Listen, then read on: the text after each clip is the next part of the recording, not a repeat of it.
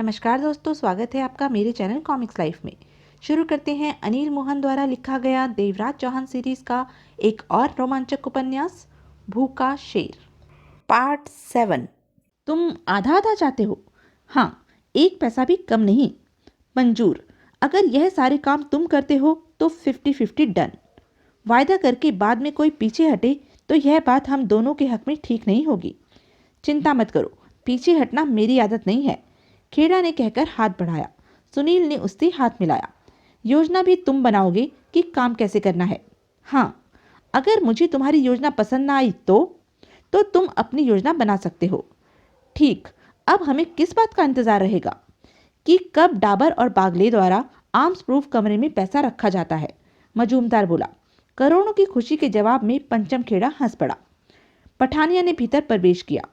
बेहद कीमती चीजों से सजा काफी बड़ा कमरा था और बहुत बड़ी टेबल के पीछे 2 रिवॉल्विंग चेयर मौजूद थी, जिन पर मौजूद थे दीवान चंद बागले और अमर सिंह डाबर। दोनों की उम्र 50 साल के करीब थी। डाबर सेहतमंद था, जबकि बागले सामान्य शरीर वाला। चेहरे पर दाढ़ी थी। डाबर के हाथ की 3 उंगलियों में सोने की भारी अंगूठियां थी और गले में सोने की भारी चेन, जबकि बागले को सोना पहनने से नफरत थी। वह सोने का इस्तेमाल पसंद नहीं करता था। उसका कहना था कि सोना हो या हीरा, यह सिर्फ औरतों के पहनने और मर्दों के बिजनेस की चीज है। आप लोगों ने मुझे बुलाया?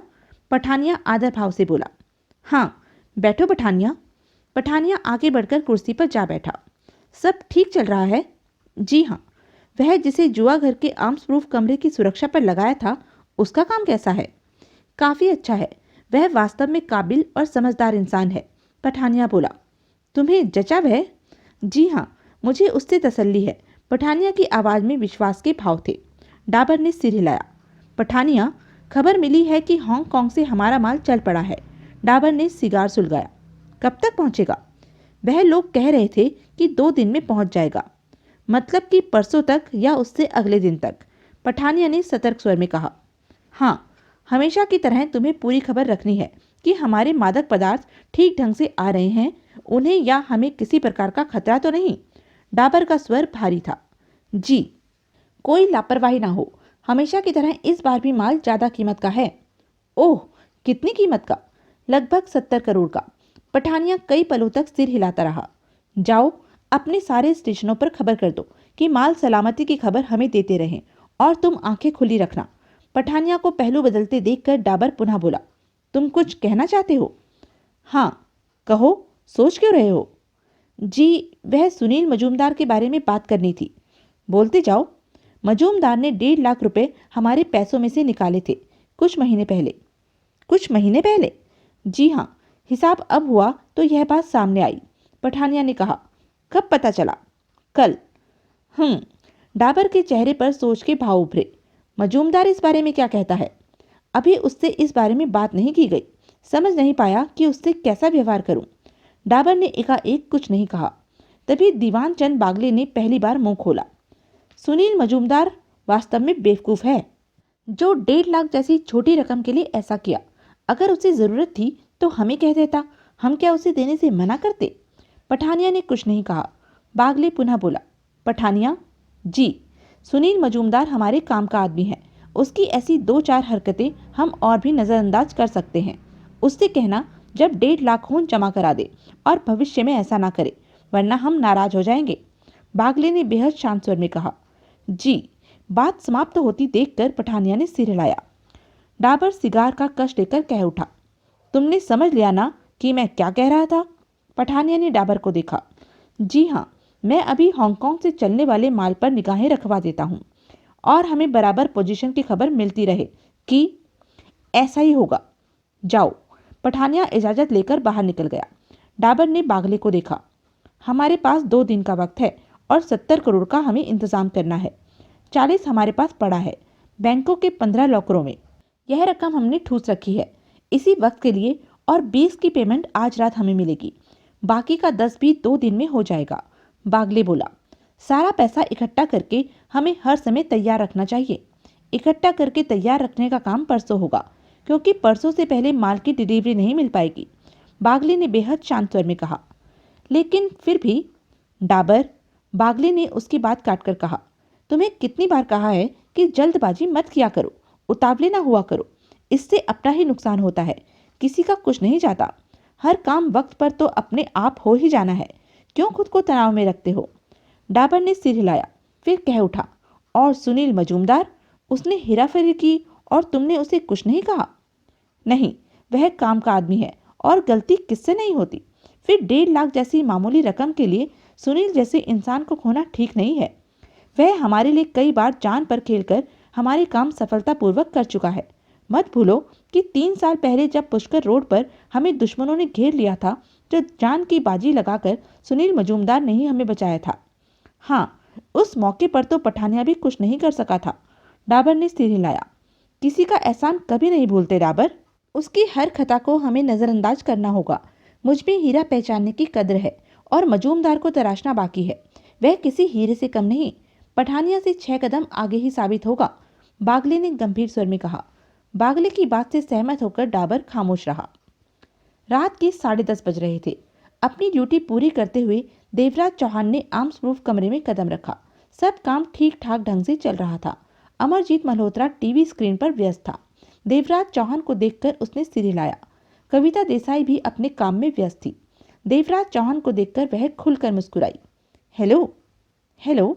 देवराज चौहान भी मुस्कुराया। कैसा चल रहा है? बढ़िया। अब तो नोटों के ढेर देखकर बोर होने लगी हूँ। कविता देसाई मुस्कुरा रही थी। जवाब में देवराज चौहान हौले से हंसकर रह गया। दौलत राम ने न तो देवराज चौहान की तरफ देखा था और न ही देवराज चौहान ने उससे बात की थी। मिनट भर वहां गुजारने के बाद देवराज चौहान बाहर निकल गया। गैलरी पार करके वह वापस जुआ घर के हॉल में पहुंचा और सिगरेट सुलगाकर निगाहें घुमाने लगा।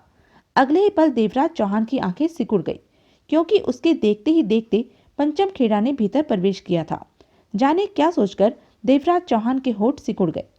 पंचम खेड़ा की निगाह देवराज चौहान पर पड़ी तो उसके चेहरे पर अजीब सी मुस्कान आ गई। वह देवराज चौहान की तरफ बढ़ा। देवराज चौहान अपनी जगह स्थिर खड़ा था।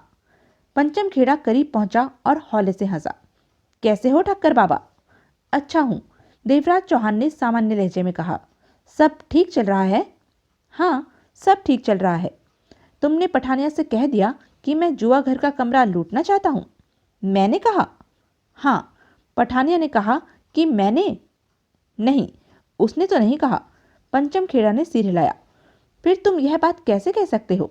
देवराज चौहान का स्वर शांति था। पंचम खेड़ा देवराज चौहान को घूरने लगा। तो पठानिया ने तुमसे क्या कहा? कुछ खास नहीं।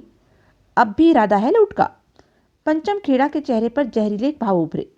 ठक्कर बाबा, तुम अभी पंचम खेड़ा को ठीक तरह नहीं जानते। धीरे धीरे जानता जा रहा हूँ। मैं जो सोच लेता हूँ वह करके ही रहता हूँ। पंचम खेड़ा धीरे से गुर्राया। मतलब कि लूट का इरादा अभी बरकरार है आपका? हाँ, वैसे मैंने पठानिया से कह दिया है कि ऐसा कुछ नहीं होगा। तो फिर मुझे क्यों बता रहे हो?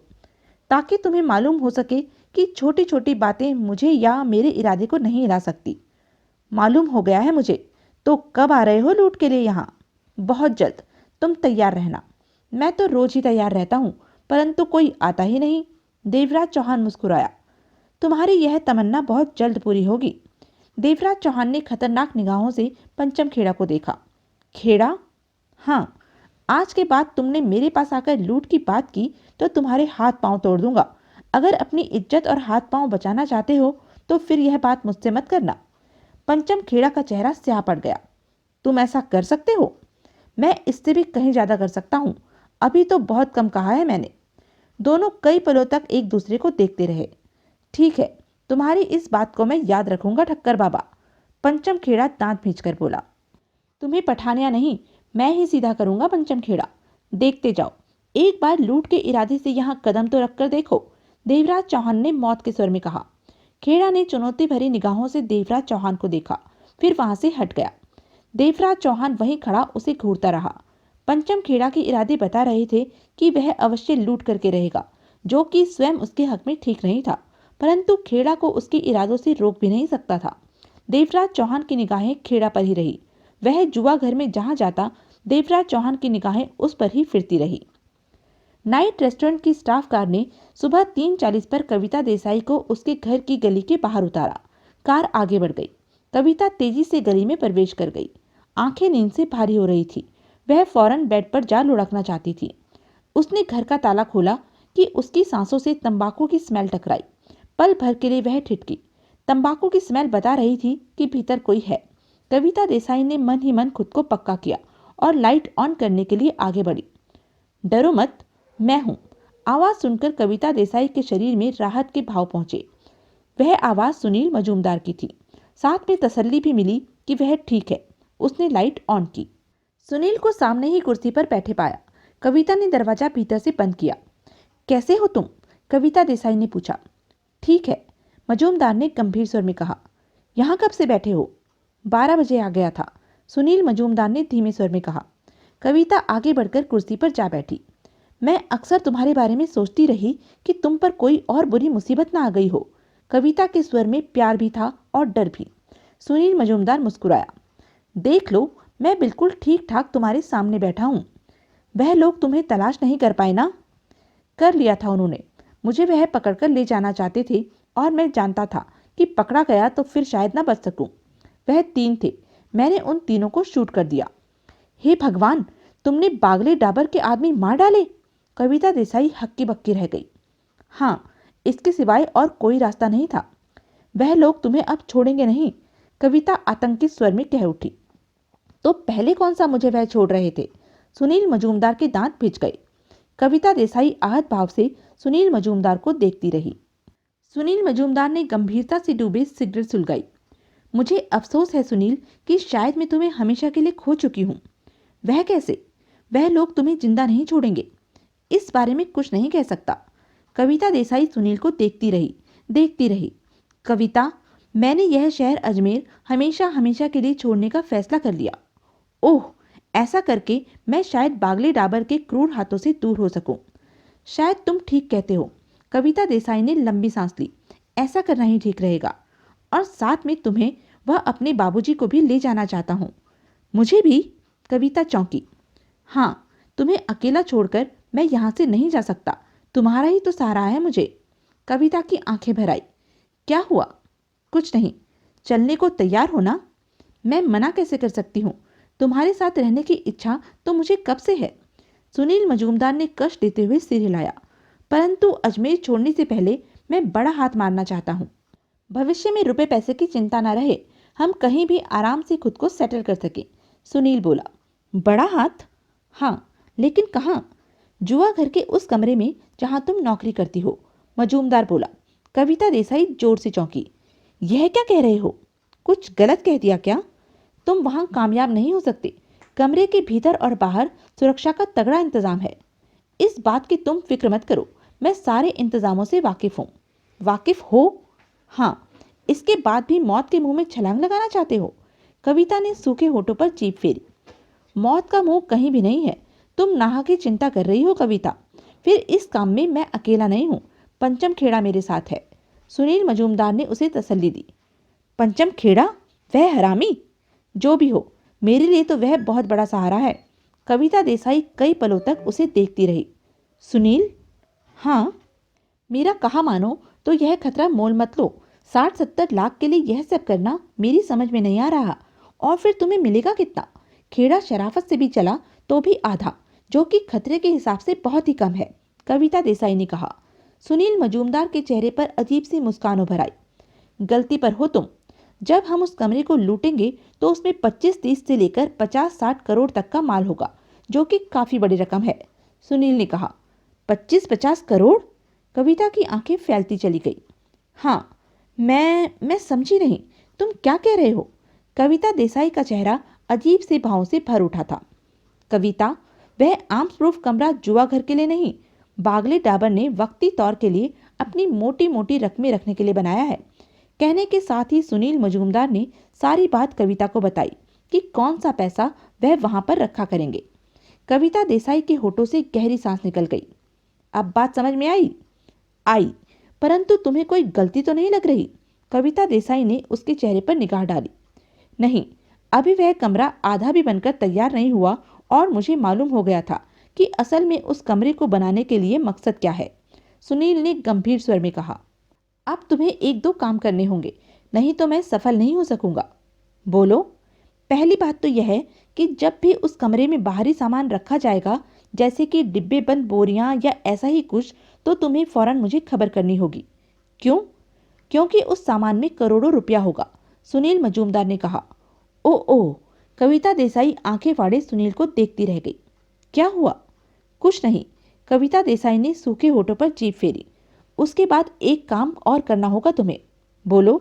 जब मैं कहूं उस समय तुम्हें भीतर से सुरक्षा कंट्रोल सिस्टम को फील करना होगा, ताकि अमरजीत मल्होत्रा कोई हरकत ना कर सके, सुनील मजूमदार ने गंभीर स्वर में कहा। तो तुम लोग सरेराम वहां लूट करोगे? हाँ, कमरा बंद हो जाने पर और भी सुरक्षित हो जाता है, तब यह सब काम करना मुमकिन नहीं। यह काम तो वर्किंग आवर में होगा, तभी पूरा हो सकेगा। हमारा आधा काम तो तुम कर दोगी, भीतर से सुरक्षा कंट्रोल सिस्टम को फेल करके। सुनील ने कविता की आंखों में झांका। कविता देसाई ने बेचैनी से पहलू बदला। क्या हुआ? कुछ नहीं। तुम मेरा काम करने को तैयार हो? मैंने कब मना किया है? कविता देसाई भारी स्वर में कह उठी। लेकिन यह सब मुझे ठीक नहीं लग रहा। जाने क्यों मेरा मन इस काम की गवाही नहीं दे रहा। मन की फिक्र करना छोड़ दो, सिर्फ कर्म करो। फल देने के लिए ऊपर वाला बैठा है। हराम के पैसों को हम लूटने जा रहे हैं, जाहिर है ऊपर वाला भी हमारा साथ देगा। कविता देसाई ने कुछ नहीं कहा। सुनील मजूमदार के चेहरे को देखती रही और सुनील की आंखों में दृढ़ता भरी चमक लहरा रही थी। वह अपने इरादे से पीछे हटने वाला नहीं था। 2 दिन के बाद पठानिया बागले और डाबर के पास आया। आओ पठानिया, डाबर उसे देखते ही बोला। तुमने आने में 1.5 घंटे की देर कर दी। जी, मुझे किसी कारणवश रवाना होने में देर लग गई, पठानिया ने कहा। सब ठीक चल रहा है? पठानिया ने बागले पर निगाह डाली, जो कुर्सी की पुष्ट पर सिर टिकाए आंखें बंद किए निश्चिंत सा सिगरेट की कश ले रहा था, जैसे इन बातों से कोई मतलब ही ना हो। थोड़ी सी अड़चन आ गई है। अड़चन? डाबर ने आंखें सिकोड़ी। क्या कह रहे हो? आज तो माल की डिलीवरी मिलने वाली है। डिलीवरी में तो कोई अड़चन नहीं, सब ठीक तो है। तुम हमेशा बुरी खबर हिलाते हो। बागले ने आंख खोलकर डाबर को देखा तथा पुनः आंखें बंद कर ली। पठानिया खामोश रहा। अब कह भी क्या अड़चन आ गई है? डाबर के स्वर में व्यग्रता के भाव थे। रास्ते में आजकल तगड़ी चेकिंग हो रही है, जगह जगह नाकेबंदी की गई है। मालूम हुआ कि सिंगापुर में स्थित किसी ने पुलिस को ड्रग्स के बारे में इत्तला दे दी है, इसलिए पूरे रास्ते पुलिस की चौकसी बढ़ गई है। तो डाबर ने होंठ भींच लिए। फिर क्या हुआ? जिस रास्ते से माल आना था उस रास्ते को इस्तेमाल नहीं किया जा रहा। ड्रग्स दूसरे लंबे रास्ते से हिंदुस्तान आ रहा है। अगर सब कुछ ठीक रहा तो भी ड्रग्स हिंदुस्तान पहुंचने में 3 दिन लग जाएंगे, यानी कि चौथे दिन हमें डिलीवरी मिलेगी। शायद ऐसा ही हो, पठानिया ने धीरे से सिर हिलाया। यह तो भारी गड़बड़ हो गई, डाबर ने दोनों हाथों को मलते हुए कहा। पठानिया कुछ नहीं बोला। बागले? दीवान चंद बागले ने आंखें खोलकर अमर सिंह डाबर को देखा। अब क्या करें? डाबर की आवाज में बेचैनी थी। करना क्या है? 3-4 बार में अक्सर ऐसा हो ही जाता है, बागले ने शांत स्वर में कहा। वह तो ठीक है, परंतु रात को हमने 70 करोड़ इकट्ठा किया है, उसे 3-4 दिन अपने पास रखना ठीक नहीं। सबसे बड़ी दिक्कत पैसे को संभालने की है, डाबर बोला। इस दिक्कत का सामना तो हमें करना ही पड़ेगा, बागले ने कश दिया। लेकिन इस बार पैसा संभालने की परवाह नहीं, हमारे पास तगड़ा इंतजाम है। ओह, उस आर्म्स प्रूफ कमरे का तो मुझे ध्यान ही नहीं रहा, जो हमने इसी मकसद के लिए बनवाया था। ध्यान रखना चाहिए, तभी तो कहता हूँ सोचने और बोलने में जल्दी मत किया करो, बागले ने शांत स्वर में कहा। 70 करोड़ को उस कमरे में पहुंचा देते हैं, जब जरूरत पड़ेगी निकाल लेंगे। अमर सिंह डाबर ने पठानिया को देखा। सुना तुमने?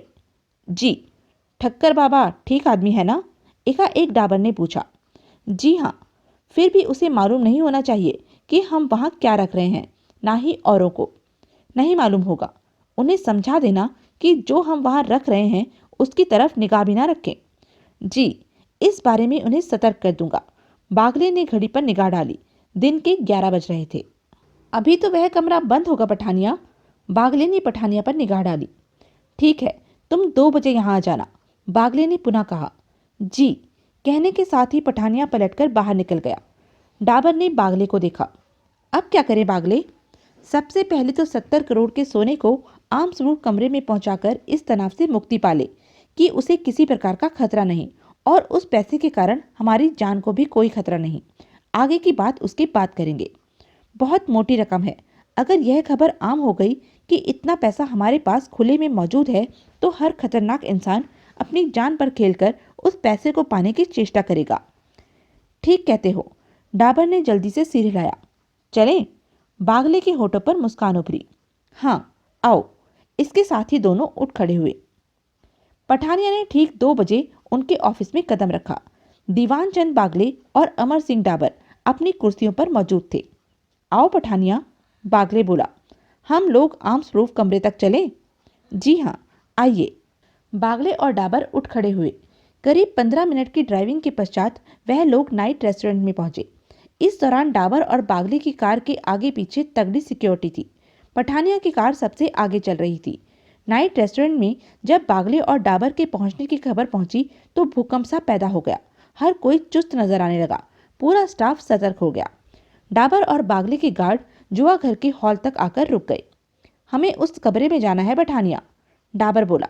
जी, अभी लीजिए, पठानिया ने तत्परता से कहा और सिर्फ मिनट भर के लिए वहां से हटा और स्टाफ के बाड़े से आर्म्स प्रूफ कमरे की चाबी ले आया। उसके बाद वह डाबर बागले गैलरी में प्रवेश कर गए। पठानिया ने ताला खोला, दरवाजा खोला, भीतर प्रवेश किया और कंट्रोलिंग टेबल के समीप पहुंचकर मास्टर स्विच ऑफ किया। वह पलटा ही था कि तभी उसकी नजर रैकों की तरफ पड़ी। वह ठिठक कर रह गया। वह मजबूत गत्ते के बड़े बड़े 12 बॉक्स रखे गए थे। पठानिया ने फौरन पलटकर डाबर और बागले को देखा। सर, सर, यह 70 करोड़ का सोना है पठानिया, जिसकी पेमेंट ड्रग्स आते ही हमें करनी है, और जब तक पेमेंट नहीं हो जाती यहाँ पर 24 घंटे पहरा रहेगा, बागले ने कहा। जी, लेकिन सारा सोना यहाँ पहुंचा कैसे?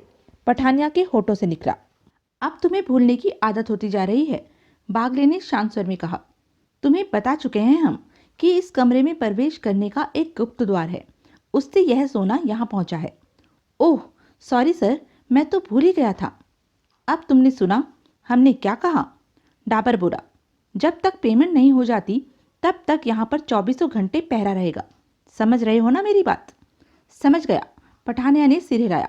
गुड, हम तुम्हें यहाँ सिर्फ सोना दिखाने आए थे, अब सब कुछ तुम्हारे हवाले है। पठानिया ने सहमति में सिर हिलाया। अब हम चलें? निश्चित हो जाए, बागले ने पठानिया को देखा। जी हाँ, आप किसी बात की फिक्र ना करें, पठानिया के स्वर में विश्वास का पुट था। उसके बाद डाबर और बागले बाहर निकले। पठानिया भी निकला। उसने मास्टर स्विच ऑन करके दरवाजा बाहर से बंद कर दिया था। बागले और डाबर वहां से रुखसत हो गए। चाबी अब पठानिया की जेब में ही थी। उनके जाने के बाद पठानिया ने वहां पर जुआ घर के गार्डों को तैनात किया। भीम सिंह, राजकुमार चंद्रा, सुजान सिंह दारूवाला और हरि सिंह यादव को बुलाकर वहां पहरे पर खड़ा किया। सख्त पहरेदारी का हुक्म दिया। उसके बाद पठानिया देवराज चौहान के फ्लैट पर जा पहुंचा। देवराज चौहान नहा धोकर हटा ही था। पठानिया को आया देखकर देवराज चौहान मुस्कुराया। कैसे हो ठक्कर बाबा? पठानिया बैठते हुए बोला। अच्छा हूँ, तुम कुछ दिनों से नजर नहीं आए।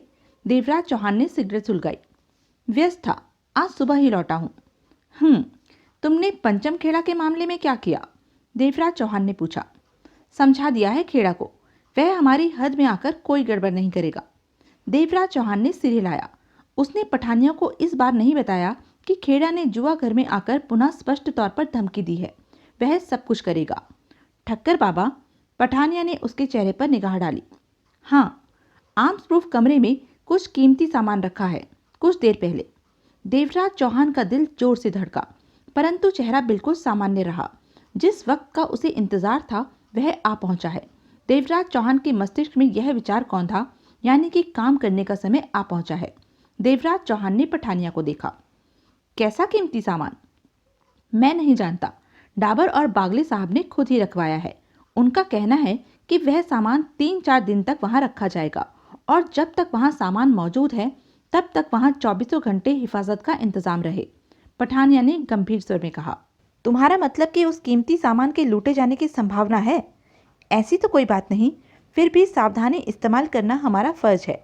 पठानिया के होठों से हल्की मुस्कान उभरी।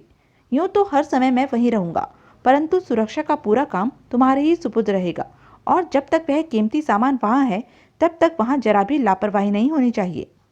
देवराज चौहान ने कष्ट लेकर हौले से सिर हिलाया। चिंता मत करो पठानिया, मैं अपना हर काम सफलतापूर्वक करता हूँ, काम में लापरवाही का इस्तेमाल नहीं करता। देवराज चौहान के शब्दों का डबल मतलब था। जिसे कि पठानिया सूंघ भी नहीं पाया।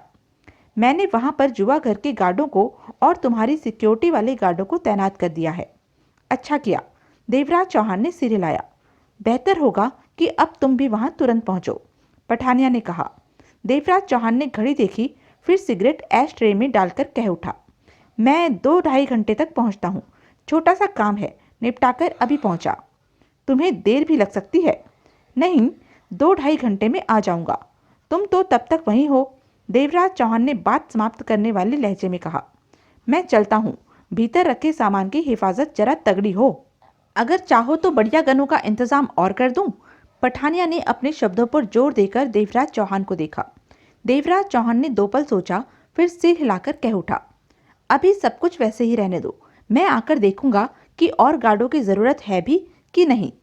ठीक है, पठानिया कंधे उचकाकर उठ खड़ा हुआ। जैसा तुम ठीक समझो। कब तक आ रहे हो? 2-2.5 घंटे में। पठानिया बाहर निकल गया। देवराज चौहान ने 3 स्टार होटल में जगमोहन को फोन किया। हेलो, मैं हूँ। ओह, कहो। जगमोहन की आवाज़ में एकाएक सतर्कता का पुट आ गया। मैं आ रहा हूँ। आ जाओ। जयंत कुमार कहाँ है? कम से कम यहाँ तो नहीं है। उसे भी बुलाकर रखो, देवराज चौहान ने कहा। काम शुरू होने जा रहा है। जगमोहन की आवाज़ में उत्सुकता के भाव आ गए। ऐसा ही समझो। कब? सारी बात फोन पर करोगे क्या? जयंत कुमार को भी पास रखो जब तक मैं वहां पहुंचूं। जयंत कुमार ने फ़ोन नंबर दे रखा है कि ज़रूरत पड़ने पर उसे उस नंबर पर फ़ोन करूं तो उसे तुरंत मैसेज मिल जाएगा। मैं अभी उसे फ़ोन खड़का देता हूं। देवराज चौहान ने रिसीवर रख दिया। आओ। दरवाज़ा खोलते ही जगमोहन की निगाह देवराज चौहान पर पड़ी तो वह पीछे हटते हुए कह उठा। देवराज चौहान ने भीतर प्रवेश किया। जगमोहन ने दरवाज़ा बंद किया। जयंत कुमार नहीं आया? आने ही वाला होगा। मैंने फ़ोन किया तो इत्तेफाक से फ़ोन पर वही मिला। अब तुम बताओ, काम की क्या पोजीशन है? मैं तो इस तरह बैठे बैठे बोर हो गया हूँ। काम शुरू करने का वक्त आ गया है। देवराज चौहान के होठों पर मुस्कान उभरी। माल रखा है डाबर बागले ने उस कमरे में? जगमोहन ने चमक भरी आंखों से देखते हुए पूछा। हाँ, शायद आज ही रखा है। कुछ देर पहले पठानिया मेरे पास यह कहने आया था कि आर्म्स प्रूफ कमरे में कीमती सामान रखा है। उसकी भरपूर हिफाजत करनी है। 3-4 दिन तक वह माल वहां रहेगा और तब तक वहां बराबर दिन रात की पहरेदारी रहेगी, देवराज चौहान ने बताया। जगमोहन 2 पल होठ काटते हुए देवराज चौहान को देखने लगा। क्या हुआ? कुछ नहीं, जगमोहन ने सिर हिलाया। वह कीमती सामान किस सेफ में है? कितना है? खबर पाते ही मैंने सीधे तुमसे बात की है, इसलिए कि कहीं बाद में खुलकर बात करने का वक्त ना मिले। आर्म्स प्रूफ कमरे में पहुंचने के बाद ही वहां के हालात पता चलेंगे कि भीतर क्या है। जगमोहन कुछ कहता तभी बेल बजी। आने वाला जयंत कुमार था। जगमोहन ने उसे भीतर करके दरवाजा बंद किया। जयंत कुमार देवराज चौहान को देखते ही बोला, तुम कहाँ गायब हो गए थे? इस समय सिर्फ काम की बात करो, जगमोहन ने टोका। काम की बात? जयंत कुमार ने जगमोहन को देखा। हाँ, जुआ घर वाला मामला शुरू होने जा रहा है। ओह! जयंत कुमार फौरन ही सीधा होकर बैठा और देवराज चौहान को देखने लगा। क्या कमरे में डाबर बागले के नोट रखे गए हैं या अभी रखे जाने वाले हैं? रखे जा चुके हैं। देवराज चौहान ने जयंत कुमार पर निगाह डाली। आज दिन में रखे हैं। ओह, गुड। जयंत कुमार की आंखों में चमक उभर आई। तो आज रात ही? नहीं, आज रात नहीं, हम कल रात काम करेंगे, देवराज चौहान ने बात काटकर कहा। आज क्यों नहीं? अभी मुझे वहां के हालात देखने हैं। कुछ योजना तो मेरे दिमाग में है, बाकी की योजना आज मैं हालात देखने के बाद बनाऊंगा, देवराज चौहान ने गंभीर स्वर में कहा। जयंत कुमार ने सिर हिलाया। फिर भी मेरी योजना बनेगी। उसके लिए हमारे पास आदमी कम है, कम से कम एक आदमी और चाहिए, कहकर देवराज चौहान ने जयंत कुमार को देखा। मतलब कि चौथा और चाहिए? जगमोहन ने सिर हिलाकर कहा। हाँ, परंतु चौथे का इंतजाम इतनी जल्दी कौन करेगा, जबकि हमें विश्वसनीय आदमी चाहिए। चौथे का इंतजाम जयंत कुमार करेगा। यह यहाँ का लोकल आदमी है। इस मामले में जयंत कुमार हमसे अच्छा साबित हो सकता है। देवराज चौहान ने उसे देखा। जयंत कुमार ने विचार भरी निगाहों से देवराज चौहान को देखा। हो जाएगा इंतजाम? जगमोहन ने जयंत कुमार की ओर देखा। इंतजाम तो हुआ ही पड़ा है, जयंत कुमार धीमे किंतु सोच भरे स्वर में कह उठा। बस उस इंसान से बात करने की जरूरत है। कल ही वह कह रहा था कि मोटा पैसा पाने के लिए कुछ भी कर सकता है। हमारे काम का आदमी है? देवराज चौहान ने जयंत कुमार को देखा। हाँ, हमारी ही लाइन का है, हमारे ही काम का आदमी है, जयंत कुमार ने विश्वास भरे स्वर में कहा। कौन है वह? जयंत कुमार के होठों पर अजीब सी मुस्कान उभरी। तुम उसे जानते हो? मैं उसे जानता हूँ? हाँ। कौन है वह? देवराज चौहान की आंखें सिकुड़ती चली गई। अभी मुलाकात करवा देता हूँ। वह ज़्यादा पैसे जल्दी ही कमाने में काफ़ी उतावला है। मेरा पुराना यार है। कई बार हम एक साथ बहुत ही अच्छे ढंग से काम कर चुके हैं। कहने के साथ ही जयंत कुमार ने उठकर रिसीवर उठाकर नंबर डायल किए। लाइन मिली, बात हुई। हेलो, मैं बोल रहा हूँ। जयंत, कहो, घर पर हो? हाँ, वहीं रहना, मैं अभी पहुँच रहा हूँ, जयंत कुमार ने कहकर रिसीवर रखना चाहा। बात क्या है? तुम्हारे काम की बात है, अभी पहुँचता हूँ। जयंत कुमार ने रिसीवर रखा और देवराज चौहान से बोला, आओ चलें, वह हमारा इंतज़ार कर रहा है। देवराज चौहान ने जगमोहन को देखा तो वह कह उठा, तुम हो आओ, तुम भी चलो, शायद हम सबको साथ काम करना पड़े, मिल लेना जरूरी है, जयंत कुमार बोला। देवराज चौहान के इशारे पर जगमोहन उठ खड़ा हुआ। तो यह थी अब तक की कहानी। आगे की कहानी जानने के लिए बने रहें मेरे साथ। और हाँ, मेरे चैनल को लाइक, शेयर और सब्सक्राइब करना ना भूलें। धन्यवाद।